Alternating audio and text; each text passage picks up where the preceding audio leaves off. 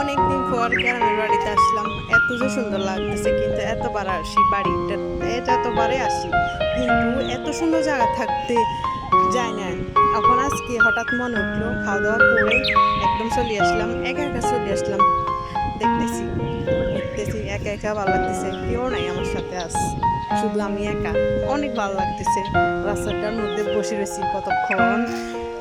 এখন হঠাৎ চলে যাইতেছি বাসা, আবার আবার যদি সামনে আবার যদি আসি আবার ভিডিও করব।